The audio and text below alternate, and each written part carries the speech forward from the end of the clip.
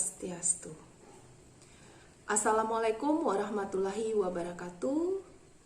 Salam sejahtera untuk kita semua. Om Namo Buddhaya, salam kebajikan. Pertama-tama izinkanlah saya memperkenalkan diri saya terlebih dahulu. Nama saya adalah Dr. Luh Gede Srieni, SPPD. Saya adalah salah satu dosen di Fakultas Kedokteran dan Ilmu Kesehatan Universitas Warmadewa Bali. Saya bekerja sebagai dosen sejak tahun 2011 dan bidang ilmu yang saya tekuni adalah ilmu kedokteran dasar dan biomedik dengan spesialisasi ilmu penyakit dalam. Pada kesempatan ini saya akan menyampaikan pernyataan diri saya sebagai dosen dalam unjuk kerja Tridharma Perguruan Tinggi dalam rangka mengikuti Serdosmart 2021. Nah, saya akan menjelaskan tentang poin 1, yaitu unsur pendidikan dan pengajaran tentang salah satu kuliah yang saya ampu.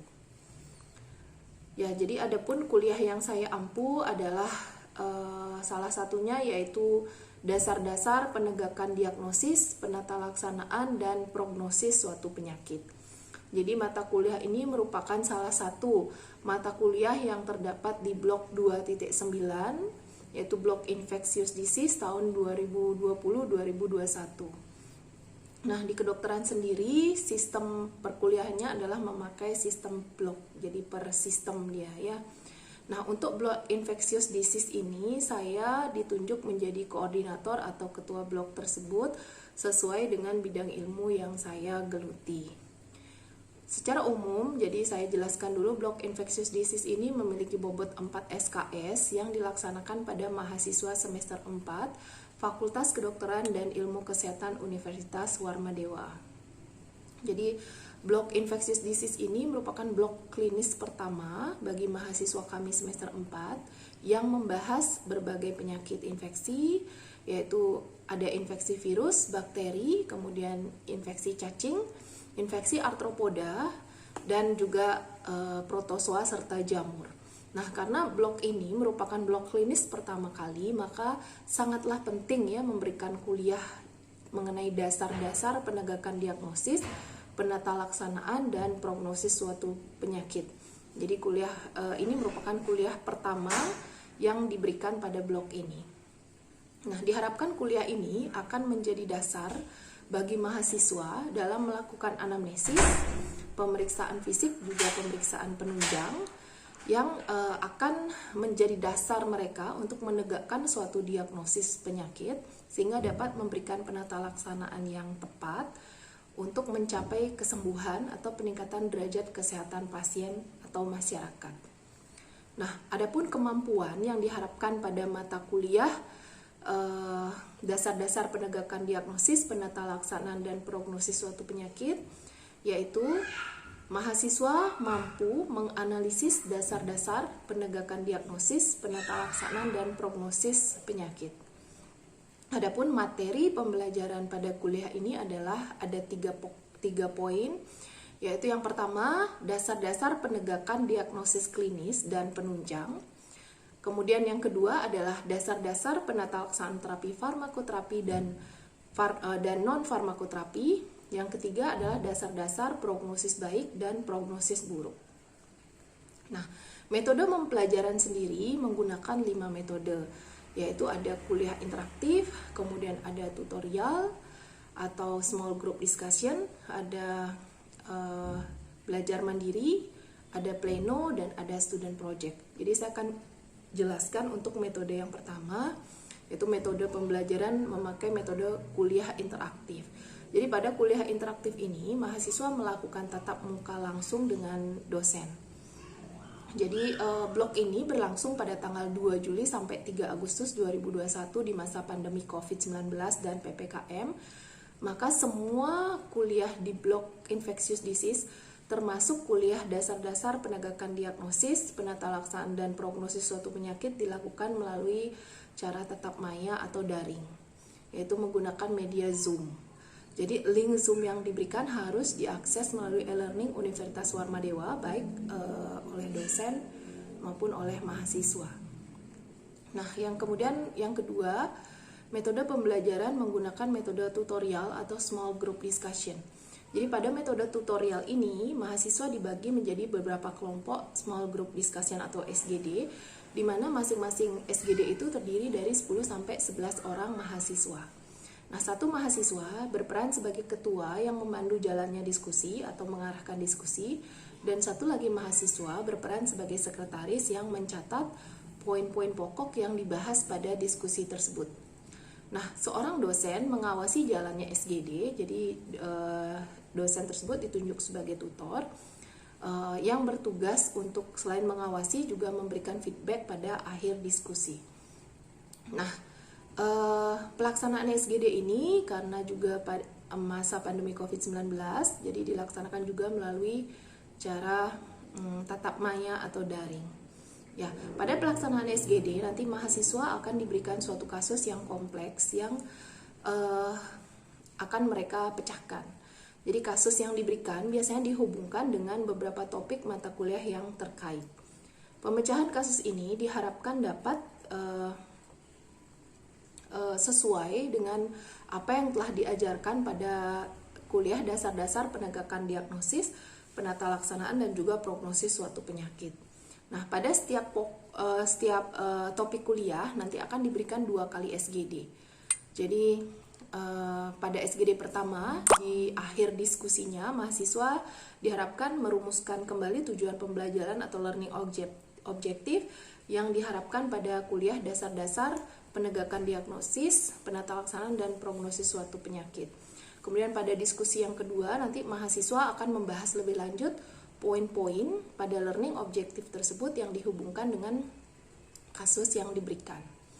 Nah, untuk metode yang ketiga adalah metode pembelajaran mandiri. Jadi pada pembelajaran mandiri, mahasiswa diberikan waktu belajar sendiri untuk membaca kembali topik yang telah diberikan dan juga mencari sumber-sumber bacaan atau referensi yang relevan. Nah, diharapkan juga sumber referensinya adalah referensi yang terbaru minimal 5 tahun terakhir.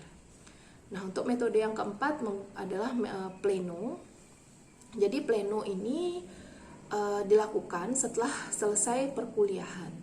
Jadi nanti mahasiswa dan dosen akan bertemu kembali secara daring ya untuk melakukan tatap muka untuk membahas hal-hal yang kurang dimengerti oleh mahasiswa terkait dengan kuliah yang sudah diberikan. Jadi pada pleno ini nanti ada tanya jawab antar dosen dan mahasiswa. Nanti mahasiswa bertanya, dosennya memberikan jawaban yang sesuai.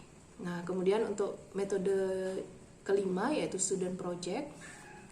Nah, pada student project ini mahasiswa diberikan tugas untuk mencari jurnal yang berhubungan dengan dasar-dasar penegakan diagnosis, penata laksanaan, dan prognosis suatu penyakit.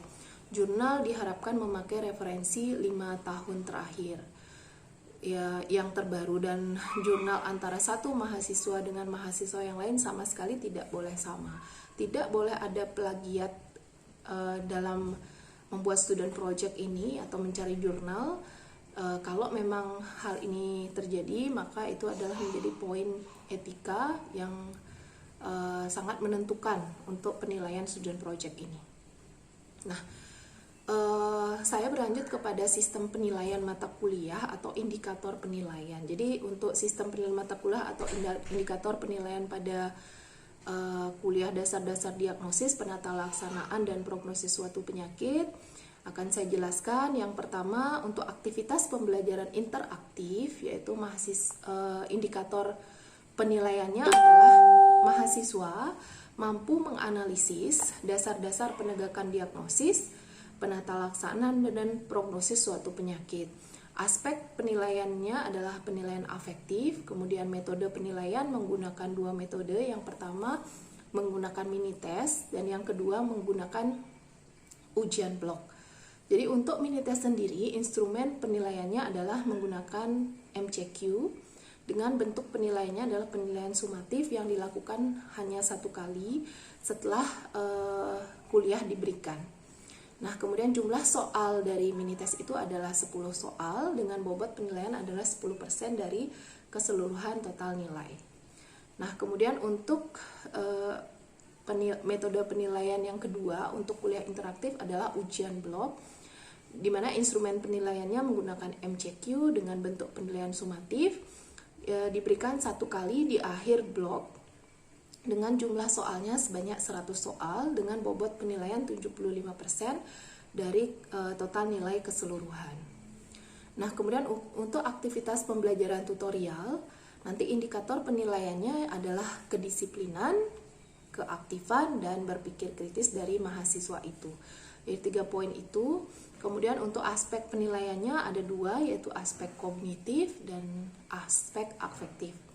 Nah, untuk metode penilaian menggunakan penilaian dari tutor, instrumennya berupa rubrik penilaian tutor yang sudah disediakan dengan bentuk penilaian sumatif dilakukan atau frekuensinya setiap kali dilakukan SGD atau Small Group Discussion.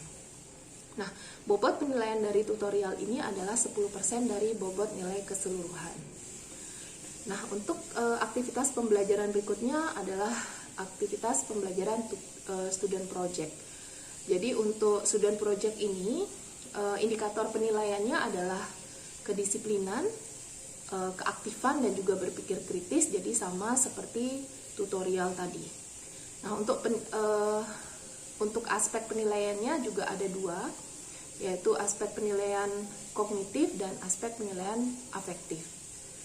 Kemudian untuk metode penilaiannya menggunakan penilaian dari tutor dengan rubrik penilaian tutor.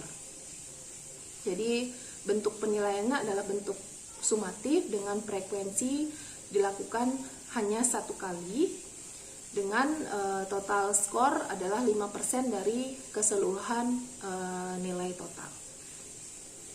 Nah, syarat mengikuti ujian blok ini adalah setiap mahasiswa harus mengikuti 75% dari seluruh pembelajaran. Nilai akhir yang dianggap lulus adalah minimal 70%. Jadi demikian yang saya dapat sampaikan tentang salah satu kuliah yang saya ampu. Akhir kata saya ucapkan terima kasih banyak. Om Santi Santi Santi. Assalamualaikum warahmatullahi wabarakatuh. Salam sejahtera untuk kita semua. Om Namo Buddhaya, salam kebajikan.